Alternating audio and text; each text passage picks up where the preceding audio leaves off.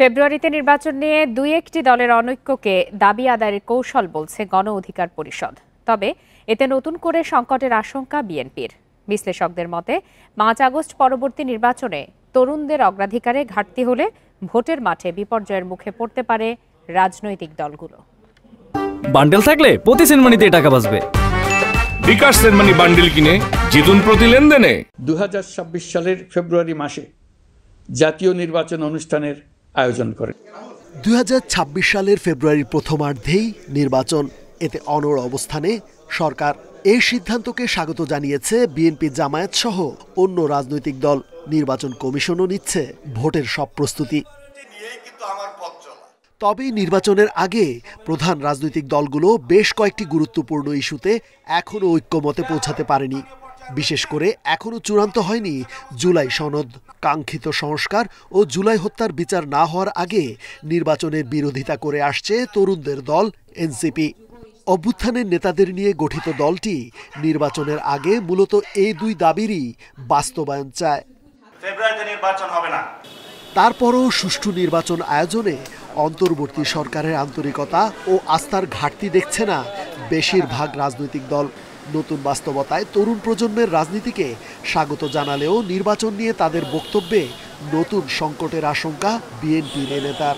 তারা গণতান্ত্রিক ব্যবস্থা দেশে কায়েম করবে, একটি দল গঠন করবে, ক্ষমতায় বসবে, বিরোধী দলে বসবে, এটাই তো আমাদের কাম্য। কিন্তু হতে দেব না এই শব্দটা এই বয়সে এখনো বলা ঠিক হচ্ছে না।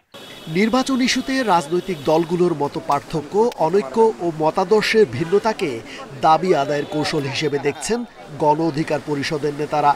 নির্বাচন হওয়ার আগ পর্যন্ত বা তফসিল ঘোষণা করার আগ পর্যন্ত নানান ধরনের মন্তব্য করতে পারে, এটা আসলে মাঠের বক্তব্য বা রাজনৈতিক বক্তব্য। নির্বাচনকে বর্জন করবে বলে আমার কাছে মনে হয় না, বানচালের কোনো সুযোগ নাই। ৫ আগস্টের পরে রাষ্ট্র পরিচালনায় তরুণদের অগ্রাধিকার, সময়ের চাহিদা। তাই আগামী নির্বাচনে তরুণ প্রজন্মকে প্রাধান্য না দিয়ে ভোটের মাঠে বৈতরণী পার রাজনৈতিক দলগুলোর জন্য একেবারেই চ্যালেঞ্জ হয়ে দাঁড়াবে বলে মনে করেন বিশ্লেষকরা। তরুণদেরকে অ্যাভয়েড করে কোনো কিছু হবে না। আপনি আগামী ম্যানিফেস্টোতে ক্লিয়ারলি দেখবেন যে রাজনৈতিক দলগুলো ক্ষমতায় আসলে কিভাবে তরুণদের ডিমান্ড চাহিদা পূর্ণ করবে, সেটা কিন্তু তারা তাদের ম্যানিফেস্টোতে প্রায়োরিটি দিবে।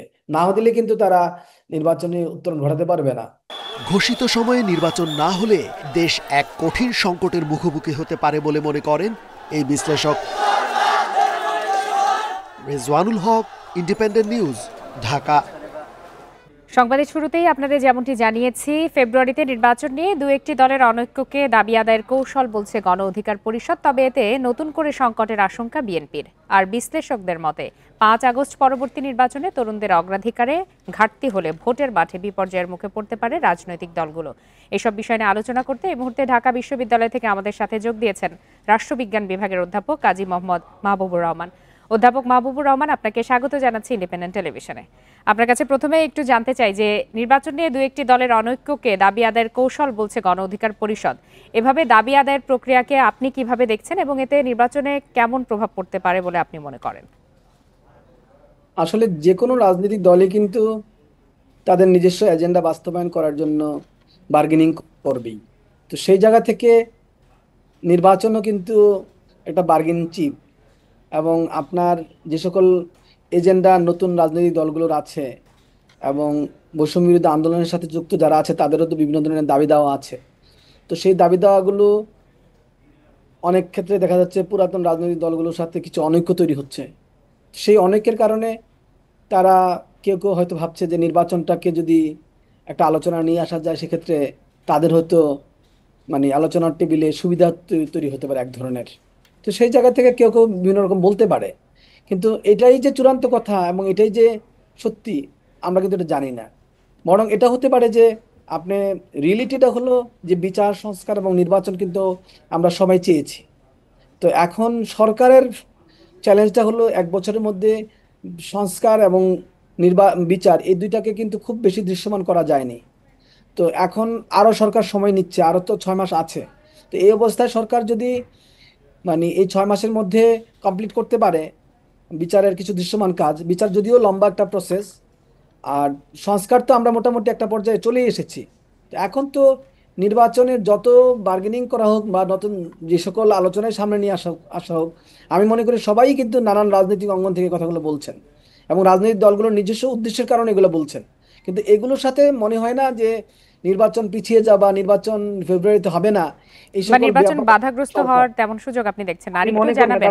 কারণ প্রধান উপদেষ্টা যেখানে সর্বোচ্চ জায়গা থেকে কথাটা বলে ফেলেছেন নির্বাচন ফেব্রুয়ারিতে হবে, সেখানে তো বিশেষ কোনো দুর্যোগ ছাড়া বা কোনো বড় ধরনের সংকট ছাড়া তো এই নির্বাচনের ফেব্রুয়ারি ছাড়া অন্য মাসে চলে যাওয়ার কোনো সুযোগ আমি আপাতত দেখছি জি, না। মাহবুবুর রহমান, আরেকটি বিষয় জানাবেন। তরুণদের রাজনীতিকে স্বাগত জানাচ্ছে বিএনপি, তবে তাদের বক্তব্যে নতুন সংকটের আশঙ্কা করছেন দলটির নেতা জয়নুল আবদিন ফারুক। আপনি এই বিষয়টিকে কিভাবে ব্যাখ্যা করবেন? ব্যক্তিগতভাবে যদি কেউ বিভিন্নভাবে ব্যাখ্যা করে থাকে করতে পারে, কিন্তু মানে তরুণরা তো আসলেই আগামী নির্বাচনের প্রাণ।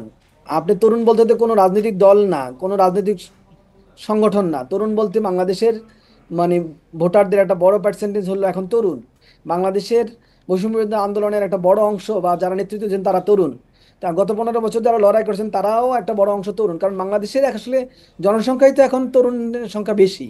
তো এই অবস্থায় আসলে তরুণদের দাবি দাওয়াকে প্রাধান্য দিয়েই কিন্তু আগামী নির্বাচনে উত্তরণ ঘটাতে হবে, এবং জি এটা যৌক্তিক পর্যায়েই হবে। সব দাবি যে সবাই মানতে পারবে তা না, কিন্তু যৌক্তিক দাবিগুলো তো অবশ্যই সামনে আসবে।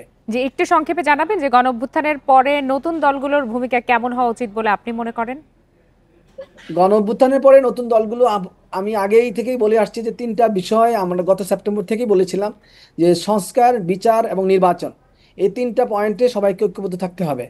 এখন সরকার কিন্তু এটা বুঝতে পেরেছে, গত 2-3 মাস আগে সামনে নিয়ে এসেছে যে মানে বিচার এবং সংস্কারের ব্যাপারটা যে শেষ করতে হবে। নির্বাচন তো সরকারের সেভাবে হাইলাইটেড হয়নি, এখন হচ্ছে। তো এখন যদি আমি মনে করি নতুন রাজনৈতিক দল সবাইকে গণউত্তরণ ঘটাতে হবে। আর আমরা তো বিচারের কিছু দৃশ্যমান বিষয় দেখতে চাই, যারা অপরাধী ছিল তাদের বিচার চাই, এটা সবাই চায়।